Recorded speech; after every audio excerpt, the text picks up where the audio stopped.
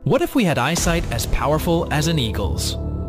While human vision is rated at 20/20ths, eagles have vision that ranges from 24 to 25, making their eyesight about 8 times stronger than ours.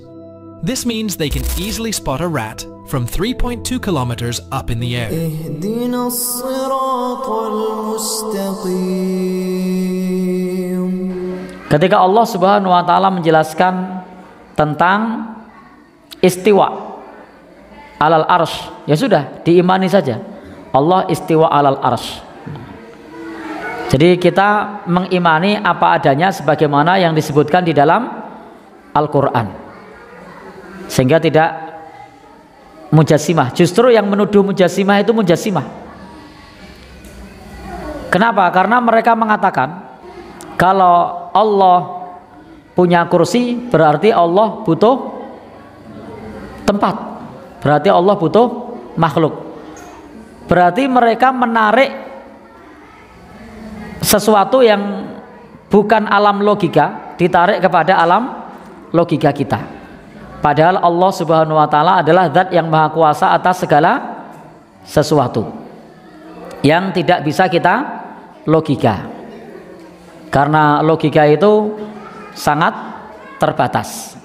Sebagaimana tadi saya sudah menyampaikan, apakah ketika Allah menciptakan para malaikat, ada malaikat yang mencabut nyawa, ada malaikat yang mencatat amal, ada malaikat yang menyampaikan wahyu, apakah Allah butuh malaikat?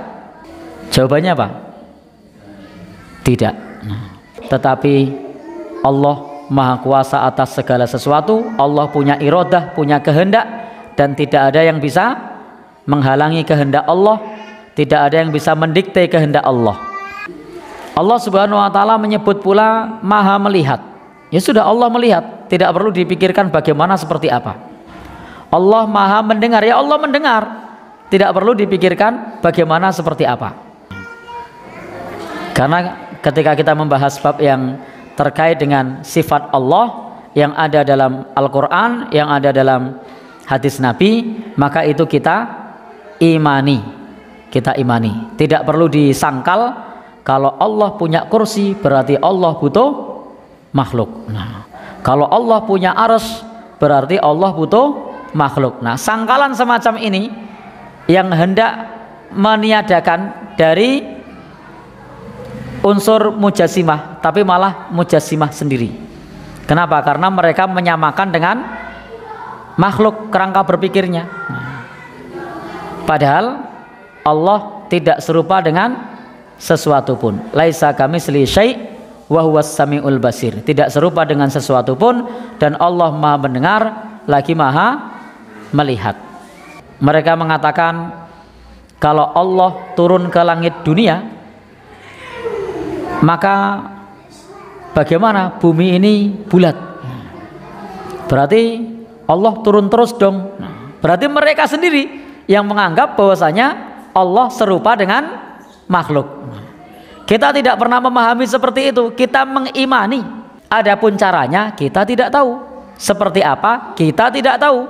Karena Allah yang menginformasikan di dalam hadis Nabi ini wahyu dari Allah, maka ini informasi dari Allah kepada Nabi. Allah turun ke langit dunia. Ya sudah, diimani.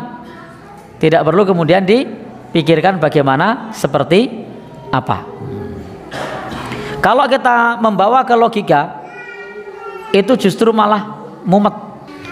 Seperti saya juga sering menyampaikan, ketika kita membaca Al-Fatihah, maka Allah jawab ucapan Al-Fatihah kita. Alhamdulillahirabbil alamin. Allah jawab, hamidani abdi, hambaku memujiku. Ar-Rahmanir Rahim. Allah jawab, asna alayya abdi. Maliki yaumiddin. Allah jawab, majadani abdi. Kalau ditarik ke alam logika kita lagi, saya mumet tuh ya. Kenapa saya mumet? Ada berapa orang yang membaca Al-Fatihah? Ada berapa juta orang, dan setiap saat ada orang yang membaca Al-Fatihah.